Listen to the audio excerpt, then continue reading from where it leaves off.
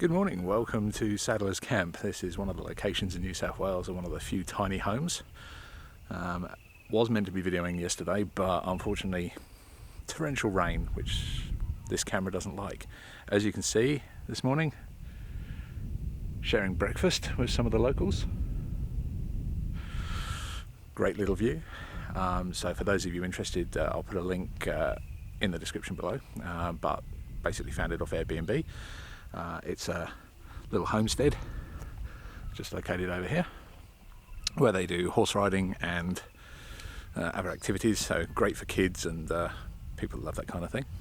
So a bit about the accommodation. It is a tiny home.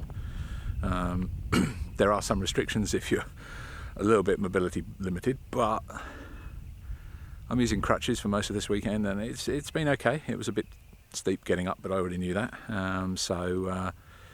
Yeah, as you can see, it's worth it for that view. For those of you interested that maybe aren't from Australia, they're wallabies, not kangaroos, but there are some kangaroos around, but they've already left. The tiny homes are located right here. As you can see, they're trailer park based. There's two of them, close proximity. They have electricity, so if you come in summer they do have air conditioning and heating, which actually quite handy now. You wouldn't think it was summer here. A little bit wet underfoot, so happy to watch my feet. But that's our tiny house. Give you a tour of the outside.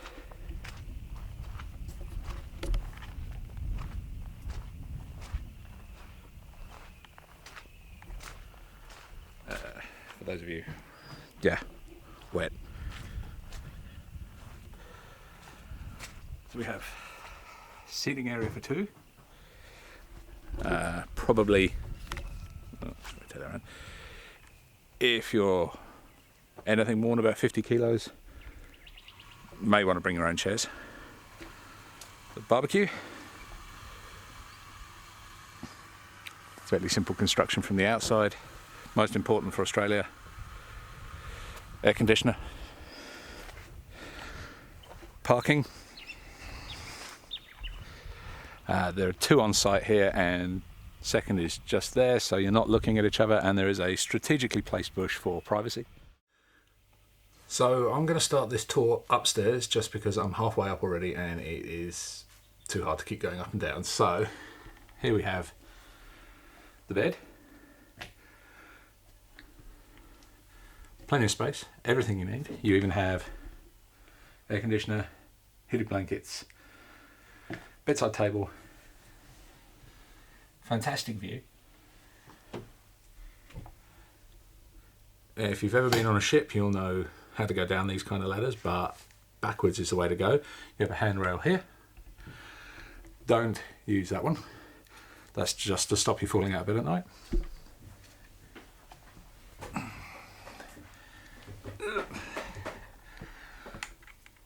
Lots of plug sockets, so plenty of room for charging. And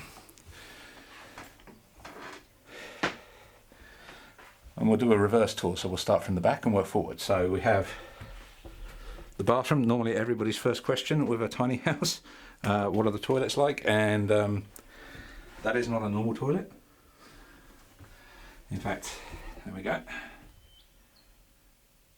Spoilers, but yeah. But everything you need for a stay. We have hanging, even an iron in case you have an important business meeting.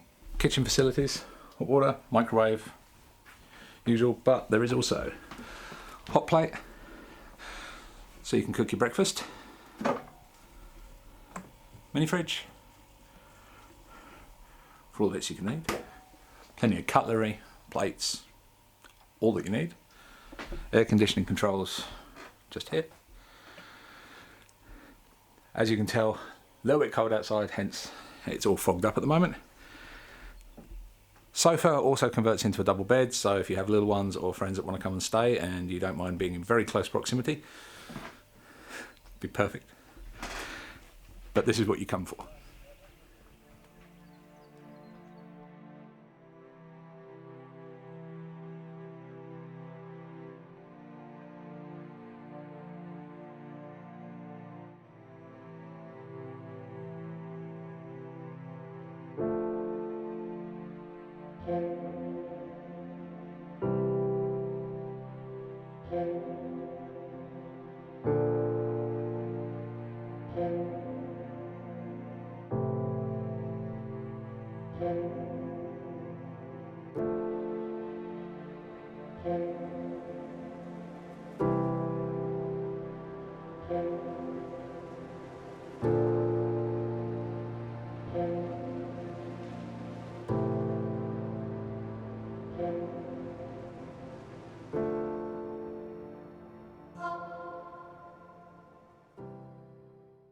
As you can see, the weather's changed considerably since I shot the video for our little tiny house stay and saddle camp, and I wanted to give a bit of an overview, but it's just been a bit of a struggle energy wise and time wise lately, so picked a beautiful day for it. Got sun tan cream on, and it's yeah, hopefully it's going to hold up to this, because if you know Australia, you know we don't have much of an ozone layer, so you can pretty much cook bacon out here. So, tiny house, probably the biggest question that some of you may have, especially if you have mobility related issues, is it going to be the right kind of stay for me? And that's a tricky one. That was certainly something that I was concerned with, but if you're one of the many people that suffer with any of the forms of autoimmune disease, you'll know that your mobility ebbs and flows. You can't predict it. But I had a fair idea that even though my foot's a little bit bad at the minute, and even the arm at the minute, that the hardest bit was going to be getting upstairs to the bed. That's all that's upstairs. So there is a fold-out bed downstairs, so I sort of figured, you know what, screw it, give it a go. And yeah, it wasn't the easiest getting up and down, but it's certainly by no means the hardest. So you know, there is that backup of an alternate bed, and I think this just sort of highlights, it's one of those things that, you know, it might feel like a limitation, but you know, go for it. At worst case, I had to sleep downstairs. Not really a big deal. Rest of it, absolutely perfect. Nothing really that was going to cause any problems for mobility. Weather was not great. That we couldn't do much about. But as a place to stay, it's absolutely stunning. Now, the place that we stayed at has a working stables, so you can arrange for riding lessons, you know, go out on some trails with them. They've got quite a lot of paddocks around the area. It was too wet to go exploring, but as you may see from the videos or any of the photos I put up on Instagram, that there's a lot of wallabies, there's a few kangaroos that come and do the stereotypical jump through. There's some quite large ones there. Didn't manage to get the kangaroo on film, but did get some wallabies. It's just beautiful, quiet, hardly any mobile reception, no Wi-Fi, so you know, you can completely switch off. So I'd give it a 5 out of 5. If I had to pick the negatives, obviously if you've got mobility issues, access to the upper room is an issue, but you can see in the pictures it's not a vertical ladder, it is slightly slanted, so you can do it if you do it slowly. And the pillows, probably bring your own. They were exceptionally soft. Other than that, they lay out everything. There was tea, coffee, muesli, milk in the fridge. Yeah, it was well stocked. Bathroom amenities were also well stocked, so you can pretty much rock up with just a change of clothes and a pillow, and just really disconnect and sit there and drink a few bottles of wine, because there's actually some really good wineries in the area too. So keep an eye on my Instagram. I'm going to be putting up bits about wineries we go to over the next couple of months. Got a few planned. It's much better now I'm not on some of the medication, so I can finally drink again after 3 years.